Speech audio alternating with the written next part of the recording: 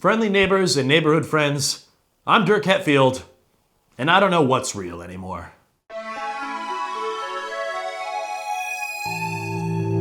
Great weather, great people, and an all-around great place to live. This is the Neighborhood News. Front page news from your backyard. Welcome to the neighborhood. Did anyone see that thing in the sky last night? Our producer went outside to pass a kidney stone and saw a large, unidentified something supposedly hovering in the distance. Now, I'm legitimately curious because I'm a huge fan of UFOs, but our producer has also been known for lying to us in the past when it benefited their personal agenda. So I'm asking, are we dealing with an alien sighting right in our backyard?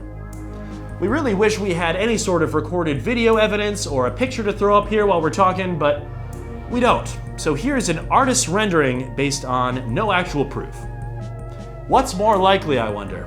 A would-be flying object making first contact with humanity in this very neighborhood? Or our writer's room fighting to cobble together anything they can for this week's opener? Well, just like the existence of extraterrestrial life, we may never know. It's too late.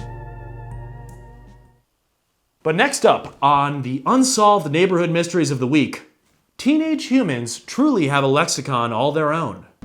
The evolution of language is a complex web of abbreviations, slang, and outright challenges to linguistic order. Groovy, tight, fly, whack, lol, fire, ligma, yeet.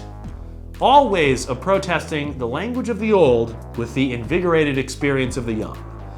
Well, now we at the Neighborhood News find ourselves stuck outside of modern trends, helplessly searching for a way back into the club. In short, we want to know what lank means. I've heard some teens on the street use the word. It was at me, actually. So what's it mean? Is it like dank, but with an L, like Lord of Dank? Is it short for lanky? Like, are you pointing out that I'm tall and slim? I'm at a loss. There really is no rhyme or reason to this word. I just want to know what it means, okay? If you need to keep your street cred, that's fine. Just leave a note in the news station mailbox. I'll actually give you money, and maybe we can have a little brainstorming sesh, come up with our own cool word. Sound good? All right. That brings us to our top story of the night. And this one terrifies me. There is a house one street over that looks exactly like ours. We passed the house a few times while driving around looking at holiday decorations or drunkenly making a turn down the wrong street after a classic news station bender at Charlie's. But in a desperate effort to throw together a main story for this week, we sent an intern around the neighborhood to do some reconnaissance, and the conversation that followed left me with goosebumps. We were sorting through a selection of photographs from Devin's neighborhood walk when this picture turned up in the stack. I said, "Oh, very funny, Devin. Our house is not major story material." To which she answered, "That's not your house. That's a house just a street over." After moments of stunned silence, she was made to sign an NDA and fired immediately. Who the hell lives in that house, I wondered? Are they doppelgangers of us? Does an alternate reality version of Dirk, Frank, and the news team reside at this doppelhouse?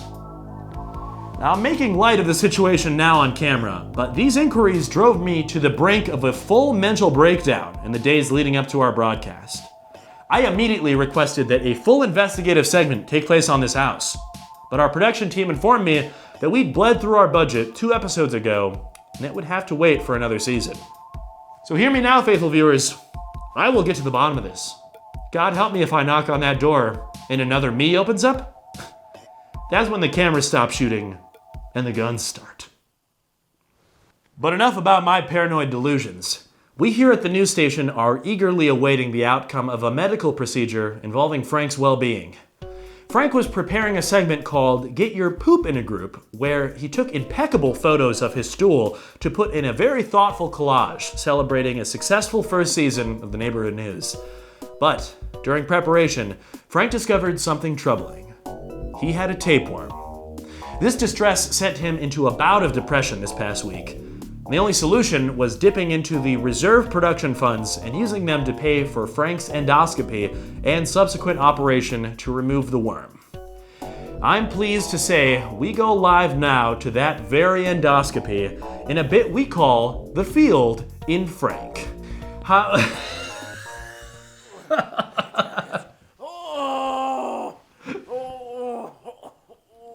Wow. Dude, they are really up there, huh, buddy? Hey, don't worry, they're getting your good side.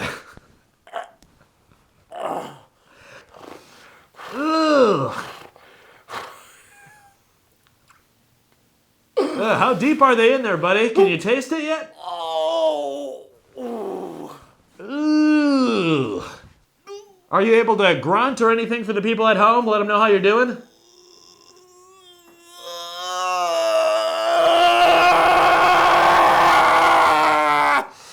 Woo-wee.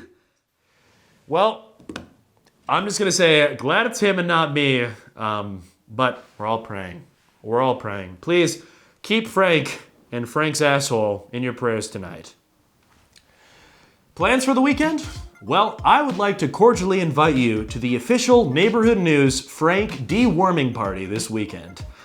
Our one and only Frank Baez will be fully recovered and ready to crush a few dozen beers with all of you personally. The whole news station will be there, along with a keg, some fine tequila, and a little segment called Whose Dirk Is That? The party will be at our house, and you are all welcome, with the exception of Glenn, because we still hate you. Hope to see the rest of you there and make some many more news stories for seasons to come. Good night, everybody.